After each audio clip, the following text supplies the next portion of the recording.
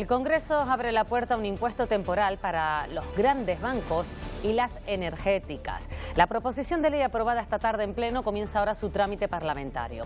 El objetivo es que esté en vigor en 2023 y recaude en 2 años 7.000 millones de euros. Buenas noches. Suben los precios en agosto. El IPC confirma la subida en 6 décimas en Canarias. Se duplica la cifra de la media de España, que es de 3 décimas. Sigue preocupando la inflación subyacente, la que no tiene en cuenta ni la energía ni los alimentos no elaborados. Los empresarios reclaman medidas efectivas.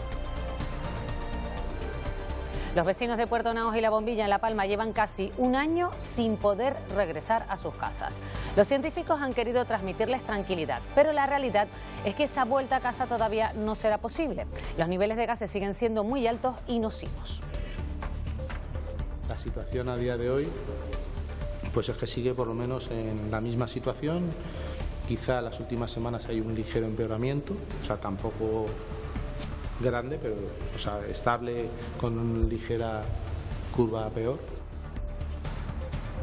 El acoso escolar aumenta tras la pandemia, así lo percibe 1 de cada 4 alumnos. Según el informe elaborado por la Fundación ANAR, bajan las agresiones físicas y el ciberacoso, aunque aumentan los ataques grupales. Ya son 3 de cada 4. Distinguir entre un resfriado, la gripe o el COVID ya es posible. Llegan a las farmacias los test combinados de autodiagnóstico. Funcionan como cualquier prueba rápida y se venden al mismo precio. En unos minutos se lo mostramos. Cobraban unos 1.000 euros a menores migrantes no acompañados o a sus familias por trasladarlos a la península con documentación ajena desde Gran Canaria, Tenerife y Lanzarote. Hoy, el Tribunal Superior de Justicia de Canarias ha ordenado el ingreso en prisión de 2 personas y 7 han quedado en libertad provisional como presuntos líderes de esta red criminal.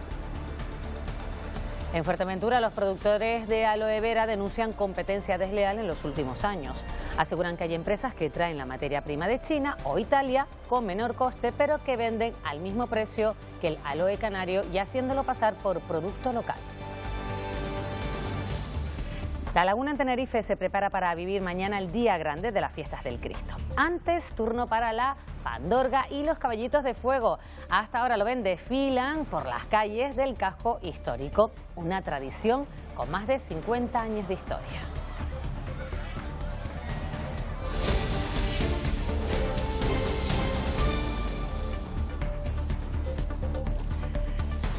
La subida de los precios no da tregua. El IPC de agosto sube en Canarias 3 décimas más que en el resto de España y sitúa la inflación en 9,5 puntos. Es el precio de la insularidad. Los empresarios canarios exigen más subvenciones al transporte para contener los precios. Los precios aumentaron el pasado mes de agosto 6 décimas en Canarias, el doble que en el resto del país. En las islas, la subida acumulada de los últimos 12 meses se sitúa en 9,5 puntos. Sin embargo, en el resto del país alcanza los 10,5 puntos. Los precios que más se han desbocado son los de los combustibles líquidos, la electricidad, los cereales y la vivienda.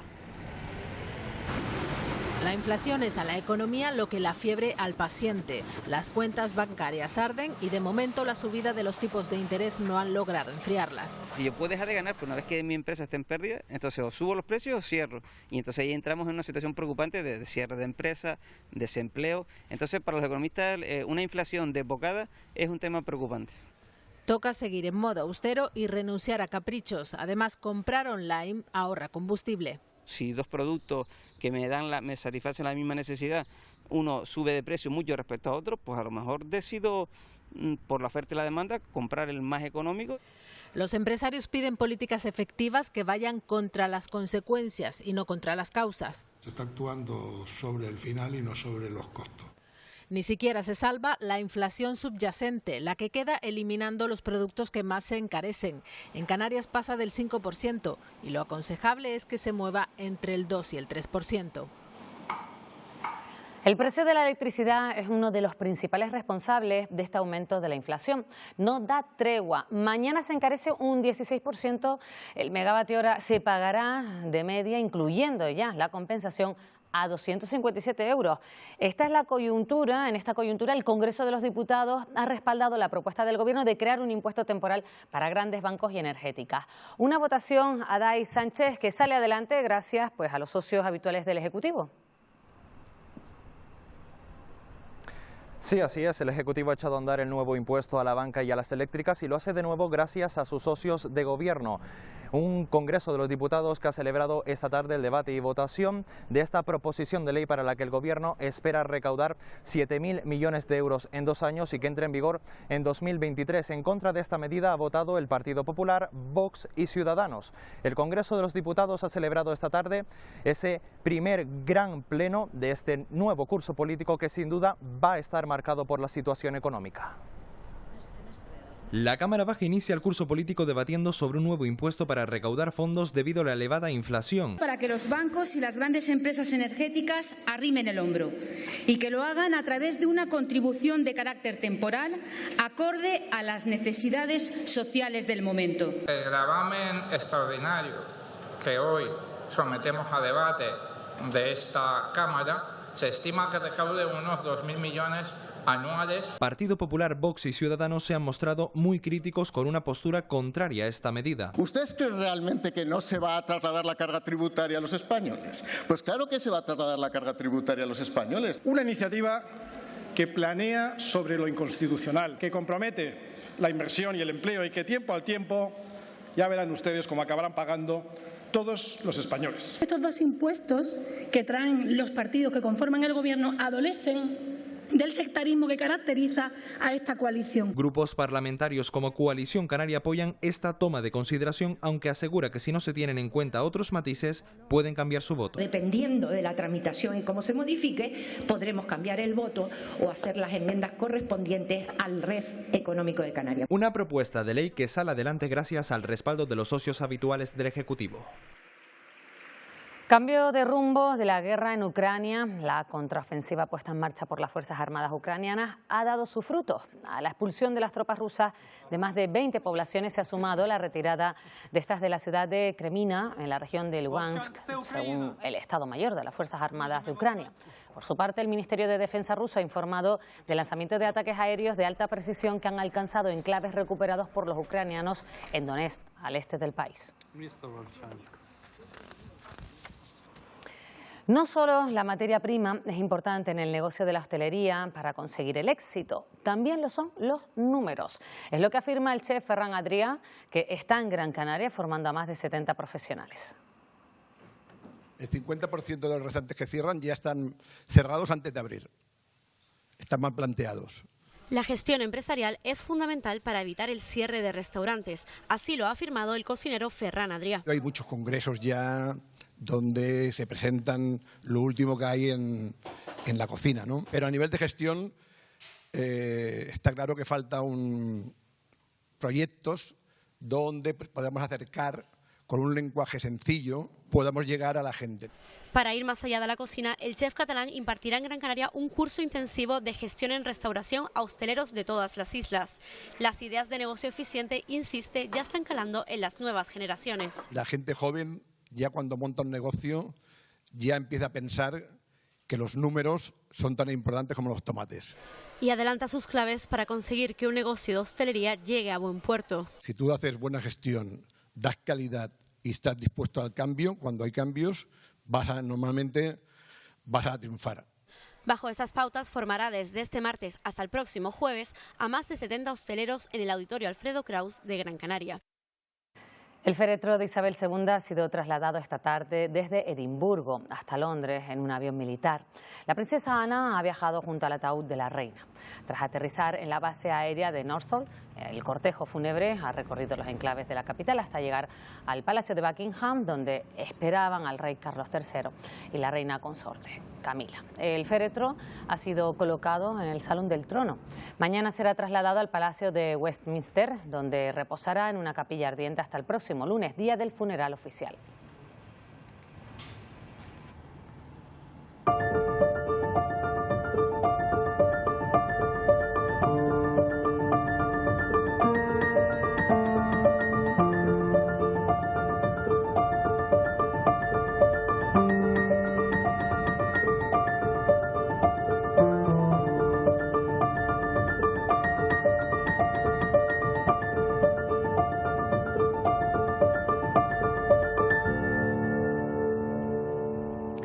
Cuando se acerca el aniversario de la erupción del volcán en Cumbre Vieja, recordamos que tal día como hoy se reunía por primera vez en La Palma el PEVOLCA, encargado de gestionar las emergencias volcánicas. Aún no había certeza de que habría una erupción, pero sí señales. La actividad sísmica continuada puso en alerta a los científicos. La jornada del 13 de septiembre comenzaba tras registrarse en 48 horas más de 1.500 pequeños terremotos concentrados en los municipios de Mazo y Fuencaliente. En horas cambió la profundidad de estos sismos, pasando de los 11 a los 5 kilómetros. El recuerdo del Teneguía entre los pensamientos de los palmeros que vivían con calma esa jornada. Que yo he vivido ya el Teneguía y muchos vecinos aquí vivieron el San Juan también y el Teneguía. Y uno sabe que bueno, que estos episodios sísmicos, cuando se avecina pues cualquier erupción volcánica, esto va avisando con mucho tiempo. Pero yo realmente no sentí nada. Yo tampoco he notado ningún movimiento sísmico, ni mucho menos, así que tranquilidad también por la parte que me toca. A pesar de la tranquilidad de la mayoría de los vecinos, el gobierno decide activar el PEVOLCA, un plan especial por riesgo volcánico, quedando activado el semáforo amarillo. Se trata de informar y estar preparados para dar respuestas rápidas. Puede que este enjambre termine de manera igual que empezó de repente, o se puede prolongar en el tiempo y irse intensificando, pudiendo terminar en una erupción en superficie. La jornada finalizaba sin alarmar a la población, asegurando que no había riesgos inminentes, aunque empezaba a aflorar la idea de una posible erupción en superficie. Las reuniones entre la comunidad científica y los vecinos en La Palma han sido frecuentes desde que comenzara la erupción para tratar de resolver sus dudas. Para los más de 1.400 residentes de Puerto Naos y La Bombilla, su principal preocupación está en saber cuándo podrán regresar a sus casas. Por ahora, los altos niveles de gases lo hacen imposible. Lleno hasta los topes. Este encuentro en el terrero Camilo León, en los Llanos de Aridane, ha sido una de las reuniones más masivas entre los vecinos de Puerto Naos y La Bombilla con los científicos e investigadores del volcán. Casi un año después del aniversario del inicio de la erupción, estos vecinos siguen sin poder regresar a sus casas por los altos niveles de gases de origen volcánico que hay en la zona, nocivos para la salud. El director técnico de emergencia volcánica incluso ha reconocido un leve empeoramiento del aire en las últimas semanas. Quizá las últimas semanas hay un ligero empeoramiento, o sea, tampoco grande, pero estable con una ligera curva peor. Estamos intentando zonificar en la medida de lo posible, las zonas que son mejores, pues tener un poco más apertura. De hecho, en la zona alta de los Lajones ya se permite el acceso en los domingos y es la única área que no presenta peligro para la población, pero el resto no permite la estancia, solo se puede ir a sacar enseres. Los investigadores explican que los gases son de origen volcánico y que han buscado esta salida al exterior tras la erupción. El problema está ahí. Esto no se había registrado antes y nosotros llevamos monitorizando Cumbre Vieja y la misión de difusión en Cumbre Vieja desde el año 97. Hablamos de una emisión difusa, ¿no? Como ha dicho Nemesio. Eso significa que ese dióxido de carbono viene de una fuente que está en profundidad. Entre Puerto Naos y La Bombilla hay empadronadas más de 1.200 personas con una importante población flotante. Aún deberán esperar para regresar a sus casas con normalidad. Continuamos en la isla de La Palma. El Cabildo Insular ha habilitado un sendero guiado que permitirá acercarse a unos 200 metros del cono volcánico. Un recorrido de 3 horas que podrán hacer 4 grupos de hasta 14 personas. Este camino será seguro y el objetivo es obtener beneficios económicos a pesar de la desgracia. Sí, hicieron una serie de estudios para intentar acceder lo más cercano posible a la parte alta del cono volcánico. Se hizo un sendero circular. La zona de exclusión se fue reduciendo, todavía hay una zona de exclusión bastante amplia. Ese sendero está todavía dentro de zona de exclusión. El Ministerio del Interior ha concedido una subvención directa por valor de 6,5 millones de euros al Gobierno de Canarias para ayudar a los afectados por el volcán de La Palma. En lo que va de año se han aprobado más de 555 millones de euros en favor de los damnificados. Medidas para las compras de enseres de primera necesidad para todas las personas afectadas en sus viviendas. Ese es el objetivo de esta nueva subvención aprobada por el Gobierno central, valorada en 6,5 millones de euros. Estamos haciendo un esfuerzo sin precedentes, un 77% de lo comprometido ya está movilizando. Una subvención que será transferida directamente al Gobierno de Canarias y que se hará efectiva en los próximos días, atendiendo así a las más de 600 familias afectadas por la erupción del volcán de La Palma. En ninguna emergencia ha habido algún compromiso económico como ha habido en esta. Sin duda, no hay ningún ejemplo comparable. Se trata también de ayudarles no solo a que tengan el continente, que esas ayudas para las viviendas y esas ayudas del consorcio, sino que también tengamos, pues, les ayudemos a tener un hogar. En total, en lo que va de año, el Gobierno de España ha concedido más de 500 millones de euros en ayudas.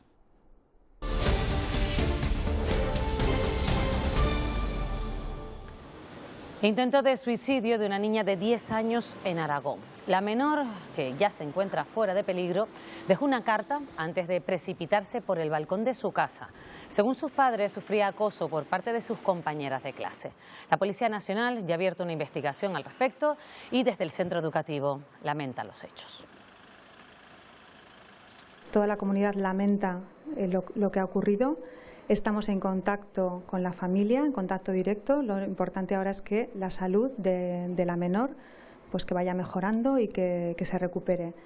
Y el colegio efectivamente está a disposición de todas las entidades, del equipo de convivencia.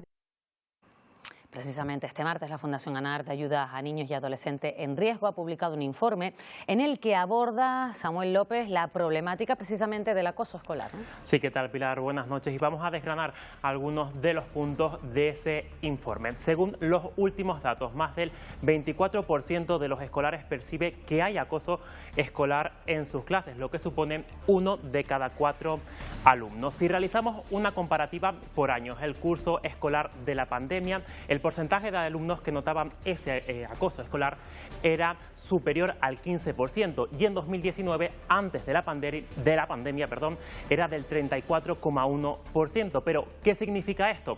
Aumenta con respecto al año de la pandemia ese alumnado que percibe el acoso, pero se reduce con respecto al 2019. En su mayoría, ese acoso se traduce en insultos, motes y burlas. Eso sí, por otro lado, baja la incidencia del ciberbullying. WhatsApp sigue siendo el medio más utilizado para realizar ese acoso digital, alcanzando casi el 67% de los casos, pero entran en escena y con fuerza otras redes sociales como Instagram o también TikTok. No existe un perfil establecido ni de acosador y tampoco de víctima, pero los expertos coinciden en la importancia de contar al entorno esa situación de acoso que se está viviendo. Aunque el acoso escolar repuntó tras la pandemia, sigue en niveles más bajos que en 2019. Además, se han registrado cambios en las tendencias, ahora con menos violencia física y más verbal, con insultos y motes. Han aumentado y de forma muy significativa las agresiones en grupo. Los acosadores van utilizando nuevos recursos y nuevos medios para continuar este acoso. Anteriormente, por ejemplo, redes sociales como TikTok o Instagram no se mencionaban y no se utilizaban, y ahora sí que se manifiesta que ya se están utilizando también. No existe un perfil predeterminado de víctima o acosador. Las personas que son víctimas de acoso escolar lo pueden ser por cualquier motivo. Por tanto, en realidad lo que pasa es que en el momento que destacan, por alguna razón, como decíamos antes, por su aspecto físico, bien porque en un momento determinado dice o hace alguna cosa. Según el estudio, cientos de niños y jóvenes son acosados anualmente de una u otra manera, por lo que insisten. Que busquen el apoyo necesario, que cuenten lo que les está pasando. Su silencio lo que hace es mucho más fuerte a sus agresores. Tienen que contarlo a las personas que están en su entorno, a los adultos que tengan de referencia o a sus compañeros para que también les puedan ayudar. Ayuda para esos niños y jóvenes ante ese acoso escolar, una situación y unos datos, Pilar, bastante preocupantes. Sí, exactamente, bastante preocupantes. Gracias, Samuel. Vamos con otros asuntos. El Instituto Canario de Igualdad va a formar a 150 agentes de cuerpos y fuerzas de seguridad para mejorar el tratamiento y atención a las víctimas de violencia machista.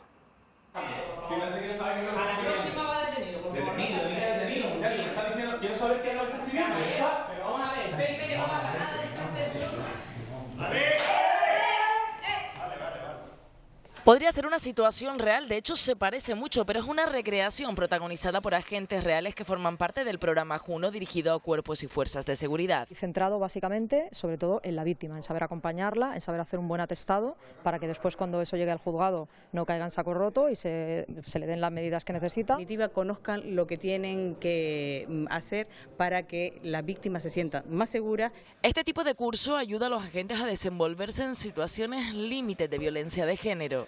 Ha sido una situación difícil para nosotros, nunca habíamos vivido ese tipo de situaciones. Bastante bien y hace que te pongas en esa situación de tensión que el día a día te puedes encontrar en la calle. Solo en el mes de julio, el Servicio de Atención a Mujeres Víctimas de Violencia del 112 registró 1.357 llamadas. El 57% de ellas fueron por peligro inminente de la víctima. Hemos tenido en cuenta situaciones tales como mujeres con discapacidad y también mujeres migrantes en situación irregular. En más de la mitad de estos casos, los agresores eran parejas o exparejas de las denunciantes. En los últimos 4 días se han registrado 183 nuevos contagios por COVID en Canarias en personas mayores de 60 años. Los síntomas de esta enfermedad y de la gripe son muy parecidos, pero ya ha salido a la venta un test que permitirá a los pacientes saber con exactitud de cuál de las dos se han contagiado. Congestión, tos y malestar general. Podríamos estar describiendo tanto los síntomas de la COVID-19 como los de una gripe común. Los test solo permitían saber si teníamos o no COVID, pero llegan a las farmacias los llamados test combinados. Nos facilita la posibilidad de diferenciar entre lo que es un COVID y una gripe A o B. O, si es negativo todos, que tenemos un resfriado común, porque se supone que te vas a realizar el test cuando estás teniendo síntomas compatibles con todas estas enfermedades. El funcionamiento de estos test combinados es prácticamente igual a los test de antígenos que ya conocemos, salvo que hay que poner las gotitas de muestra en 2 pocillos diferentes que determinarán de qué nos hemos contagiado. En esta época del año no hay una gran demanda de estos test, pero se espera un aumento cuando comience el otoño. A finales de noviembre, diciembre, pues ahí es donde realmente podremos tener, porque convivirán las dos epidemias. Se pueden adquirir en farmacias sin receta y con un precio máximo de 2,94 euros. El epidemiólogo y asesor de la OMS, Daniel López Acuña, ha advertido que es posible que tengamos un otoño más crítico que el de 2021 respecto al COVID, al no tener medidas de protección ni vacunación necesarias frente al virus. Acuña ha avisado que las cifras de exceso de mortalidad en España van a seguir creciendo si no se toman medidas. Las cifras de exceso de mortalidad en España, con 30.000 fallecidos por encima de lo normal en los 8 primeros meses del año y 20.000 muertos más solo en el verano, han puesto sobre alerta a los expertos. El epidemiólogo Daniel López Acuña lo tiene claro. Se debe principalmente a que el COVID sigue cobrándose vidas y al impacto que ha tenido la pandemia en la atención a otras patologías. Pero además hay otro aspecto destacado. Hemos retirado casi todas las medidas de protección y hemos dejado de lado la vacunación. No hemos puesto la 4ª dosis de vacuna tempranamente, como lo recomendó el Centro Europeo de Control de Enfermedades, y hay todavía 15 millones de personas que no han recibido la 3ª dosis de vacuna.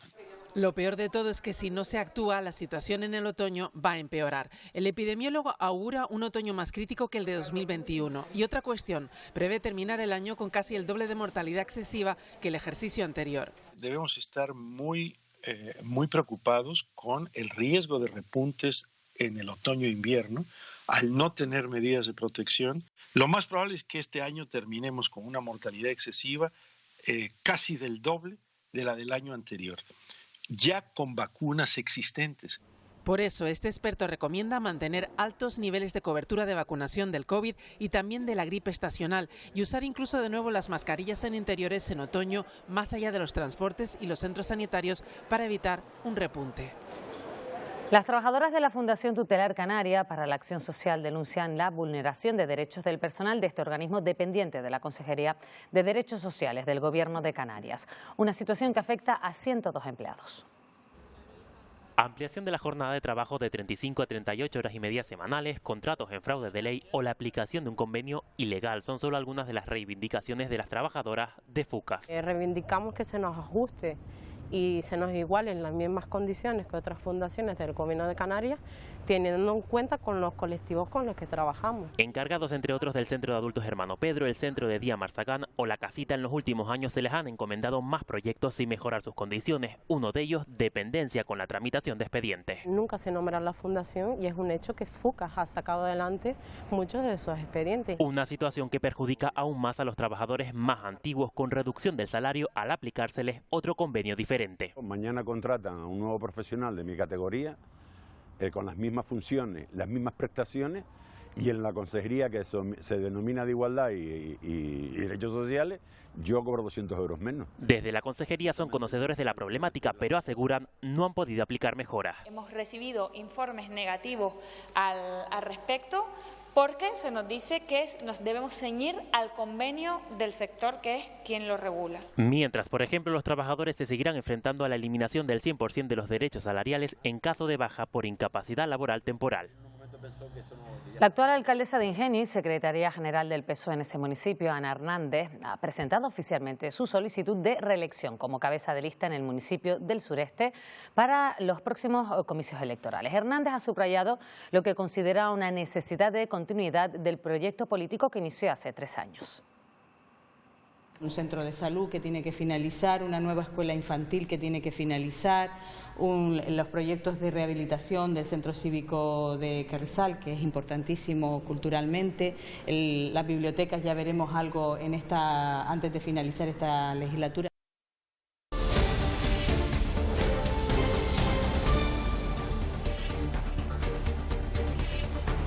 El Tribunal Superior de Justicia de Canarias ha ordenado el ingreso en prisión de 2 personas y otros 7 han quedado en libertad provisional como presuntos líderes de una red que a cambio de dinero facilitaba la documentación a menores inmigrantes no acompañados para su traslado a la península desde Canarias. Alberto Fabricio. Esta organización criminal se dedicaba a lucrarse trasladando a la península a menores tutelados de centros de las islas, desde Tenerife, Gran Canaria y Lanzarote, utilizando documentación de terceras personas. Entre los presuntos implicados hay 2 personas que actuaban como líderes, captadores y pasadores de los menores, 6 que facilitaban los pasaportes y 2 que reservaban los vuelos. Según la Policía Nacional, cobraban unos 1.000 euros a los menores tutelados o a sus familias por llevarlos con documentación ajena a Málaga, Alicante, Valencia y Barcelona.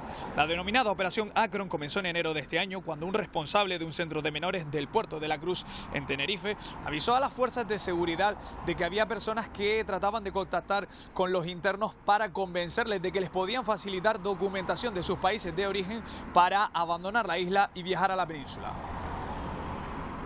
Hace unas horas llegaban al muelle de La Cebolla, en Arrecife, 32 migrantes magrebíes que eran rescatados por la Salvamar Ailnar. En principio, todos presentaban buen estado de salud. En las últimas 48 horas han llegado a la isla 5 embarcaciones con 204 personas a bordo. Lanzarote ha recibido más de 4.000 personas de forma irregular durante este 2022, situación que ha provocado en ciertos momentos un colapso en el Centro de Atención Temporal de Extranjeros o que se desvíen rescates a Fuerteventura. Las autoridades alertan de un aumento de estafas por Internet con el denominado timo de la maleta. El ciberdelincuente se hace pasar por un familiar o amigo que supuestamente está en el extranjero. Caer en este engaño puede costarle miles de euros. Cada vez son más los delitos de fraudes por Internet. Yo misma he sido víctima de un intento de estafa a través de un conocido servicio de mensajería. Le va a saludar con una fórmula muy genérica, del tipo saludos, adivina quién te saluda desde el extranjero. El delincuente en ese momento tiene muy poca información acerca de usted. Si usted facilita el nombre de una persona, el delincuente asumirá la identidad de esa persona. Picamos el anzuelo y le damos una identidad. Va a comentarle que tiene un problema con unas maletas. Para dar mayor verosimilitud a la estafa, lo que puede pasar es que reciba usted una segunda llamada desde otra numeración, también generalmente extranjera, donde se hagan pasar por personal de la aerolínea o de aduanas. Hola. Hola, ¿me logra escuchar? Muy buenos días. Sí, buenos días. Cuando ya se gana la confianza de la supuesta víctima, pues esta efectúa la disposición de patrimonio, efectúa pues una transferencia bancaria, generalmente por Bizum o por un medio similar. ¿Qué deberíamos hacer en estos casos? Es un contacto que no reconocemos como propio, lo adecuado es ignorarlo. Pero si ya se ha contactado con la persona o ya se ha sido víctima directa de de la estafa. Aquí lo que hay que hacer es intentar recopilar toda la información posible. A pesar de lo obvias que pueden resultar las intenciones del ciberdelincuente, lo cierto es que muchas personas acaban cayendo en el engaño. La Guardia Civil nos ha dado un consejo: ser más desconfiados en el mundo digital. Aparatoso incendio en una casa del centro histórico de Vegueta, en Gran Canaria. El fuego devastó uno de los inmuebles más antiguos de la ciudad, de gran valor, ya que en él se fundó la ciudad de Las Palmas de Gran Canaria. La noche fue otra velada trágica para Las Palmas de Gran Canaria, un fuego inesperado que se llevó por delante uno de los inmuebles más singulares por su planta del barrio de Vegueta. Rompí la puerta, 2 perros fuera de la casa, pero eran 3 perros, uno dentro. Es importante pero que 2 hermanos que vivían allí estaban fuera. Ya hace años se registró otro incendio en el exterior de la casa. De hecho, hay abierta una investigación porque no se descarta que el fuego fuese provocado en esta construcción de gran valor histórico. A escasos 10 metros se encuentra la ermita de San Antonio Abad, donde rezó Colón, y otros 15 metros más al oeste está el propio recinto museístico. Un lamentable suceso que puede ocasionarse en cualquier momento y que refleja las malas condiciones en que tenemos los bienes patrimoniales. El consistorio ha ofrecido alojamiento a los damnificados, pero estos lo han rehusado. Hay versiones contradictorias con su titularidad. Unas las sitúan en manos del ayuntamiento y otros en manos aún privadas. En el Plan Especial de Protección del Barrio figura como parte del patrimonio municipal, pero solo tiene protegida su fachada. En Fuerteventura, los productores de aloe vera denuncian una competencia desleal a la hora de vender los productos. Aseguran que hay empresas que están importando aloe de otros países y vendiéndolo como canario al mismo precio. De esta planta se extraen productos de todo tipo. En los últimos años el aloe se ha asentado como producto de calidad en Canarias, sin embargo los productores alertan. Mucha competencia desleal de empresas que venden aloe como aloe canario, que no es aloe de aquí de Canarias. Denuncian la venta de productos al mismo precio que los que se producen aquí. El consumidor lo primero que tiene que hacer es los ingredientes, ver si el aloe está en primer lugar o está en uno de los últimos. Productores que importan aloe a menor precio de otros países lo venden como aloe canario y utilizan el trabajo de otros. Me dijeron que ellos venían porque le habían dicho que esa era la plantación de otra empresa donde ellos estuvieron y compraron productos. Alertan que el fraude se está expandiendo a otras islas como Gran Canaria o Tenerife. Y el fraude ha venido después de que hayamos hecho el producto, digamos, tiene su prestigio, tiene su fama, ha venido la gente que busca los atajos, ¿no? Los hechos se han puesto en conocimiento de consumo y de las autoridades competentes, aunque al no considerarse como producto de denominación de origen, es más complicado de resolver. En Las Palmas de Gran Canaria, la plataforma Foro por la Isleta se ha reunido con los vecinos del barrio para analizar la agenda urbana del municipio. El colectivo pide un cambio en el plan de ordenación vigente para evitar la demolición del edificio Raxa. El objetivo es convertirlo en un centro artístico-cultural. Respecto al taller de megayates que se construirá en el Muelle del Refugio, la agrupación exige que se destine ese espacio a las personas, recuperando el frente marítimo y ubicando en otra zona del Puerto de la Luz el proyecto. Tiene un montón de problemas ese proyecto y uno de ellos es que no se ha hecho un estudio de impacto medioambiental. Tiene un estudio de sanitario mínimo. Lo que se va a hacer allí, según un informe de sanidad del Gobierno de Canarias en su momento, dijo que realmente era necesario solicitarlo, dado la actividad que se va a realizar, la proximidad a la ciudadanía. Comienza en Puerto del Rosario, en Fuerteventura, el tercer curso de Infacam, un proyecto que atiende a más de una treintena de menores diariamente y más de 100 adultos al año en situación de exclusión social. A los menores se les da una merienda cena todos los días y realizan actividades y talleres. Este año se han añadido 10 plazas más al centro de día. Un espectro social que requiere de toda la atención de las administraciones públicas para tratar de prevenir cualquier incidencia que tiene que ver con la estructura familiar y con la imbricación social tanto de las familias como de los menores que están a cargo de las mismas. Luego siempre complementamos con excursiones, con visitas a centros de interés en la isla. La Laguna recupera uno de los actos más populares de la fiesta del Cristo. Vuelve desfiles de la Pandorca y los caballitos de fuego para celebrar la Noche de las Tradiciones. Cristina Falcón, cuéntanos, ¿ha llegado ya la comitiva a la Plaza del Cristo? Buenas noches, Pilar. Pues sí, justamente en estos momentos está entrando a la Plaza del Cristo acompañado de miles de vecinos que no han querido perderse esta tradición que tiene años de historia. Dejó de hacerse durante un tiempo, pero se recuperó a mediados de los años 90. Su objetivo era atraer a la gente desde el centro de la ciudad hasta aquí, hasta la Plaza del Cristo, para celebrar junto a la comitiva formada por cabezones, gigantes y fanfarria la noche de las tradiciones. En este recorrido no han faltado los niños y niñas con sus caballitos y sus farolillos hechos a mano. Pero esto no termina aquí, ya que a puntito está de comenzar las actuaciones musicales de la mano del grupo Taburiente y Achamán para amenizar la noche hasta la llegada de los fuegos de víspera, que comenzarán a las 12 de la noche. Casi 200 personas, entre niños y niñas, siguiendo la tradición tan bonita de las pandorgas y de los caballitos de fuego. Se llaman caballitos de fuego porque a veces se prenden. Y la verdad que me lo he pasado muy bien haciéndolo. Y ya llevo años viniendo y es tan bonito, se ven ellos tan contentos. Esto no se puede perder. Y en los deportes está siendo una jornada con muchos frentes abiertos y empezamos con lo positivo. España ha ganado esta tarde en el Eurobásquet. Leo Santisteban, buenas noticias. Empezamos con eso, ¿no? Buenas noticias, siempre en positivo. Pilar, ya está en semifinales. La selección de Scariolo volvió a demostrar calidad y sufrimiento a partes iguales. Vaya partido emocionante contra Finlandia, a la que ganó por 100-90. Los hermanos Willy y Juancho Hernán Gómez fueron los máximos anotadores españoles y Rudy Fernández fue decisivo en el último cuarto. El siguiente rival será Alemania o Grecia. Y tenemos fútbol en directo con la Copa de la Reina. Aquí ven el partido que en estos momentos juega el Unión Vieran Gran Canaria contra el Dux Logroño. Por contra, el conflicto arbitral de la Liga F ha impedido que se dispute esta noche otro encuentro en Tenerife. Enseguida les damos más detalles. Pues fútbol, bodyboard, baloncesto, rally, bueno, enseguida volvemos. De todo, esto lo estoy anotando para luego a ver si lo cumples. Hasta ahora, Leo. Ahora. Bueno, eso en cuanto a los deportes.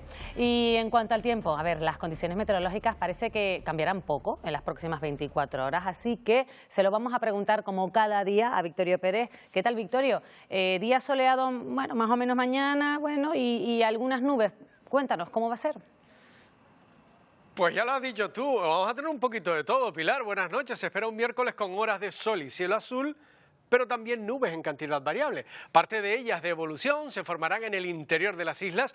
No son descartables incluso algunas precipitaciones ocasionales en las islas de mayor relieve de madrugada y por la tarde, al menos en puntos de La Palma, Tenerife y Gran Canaria.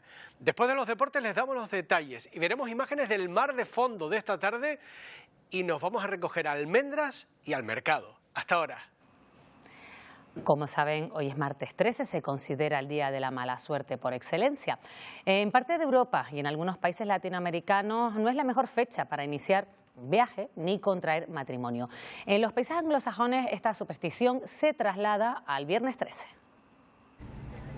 Según el refranero popular, un martes y 13, ni te cases ni te embarques, aunque para muchos pasajeros esa superstición no entra en sus planes. Eso me parece una tontería, cualquier día es bueno para viajar. Si me tengo que embarcar, me voy a embarcar, y si me voy a casar igual. Relacionado con Marte, el dios de la guerra, y con un número, el 13, que se asocia, por ejemplo, al número de comensales de la última cena. La superstición se las crean las personas mismas. Superstición europea y de algunos países latinoamericanos. En Venezuela, ni te cases, ni te salgas de casa, porque si no, la pava te lleva. También está el anglosajón Viernes 13, que es mucho más cinematográfico. A mí las que son de gatos negros, de pasar por debajo de escaleras y los espejos, no. Pero las que son como más de cine, más abstractas, sí me gustan más. Y hay quien tiene hermosos recuerdos relacionados con esta fecha. Una de las cosas más bonitas que tengo en la vida, que mi hija nació un martes y 13. Y volviendo al refranero popular, tenemos que completarlo. Martes y 13, ni te cases, ni te embarques, ni de tu casa te apartes. Pues ahí queda el consejo para el que quiera anotarlo. Les dejamos ya con Leo Santisteban y los deportes. Gracias por acompañarnos, que pasen una buena noche.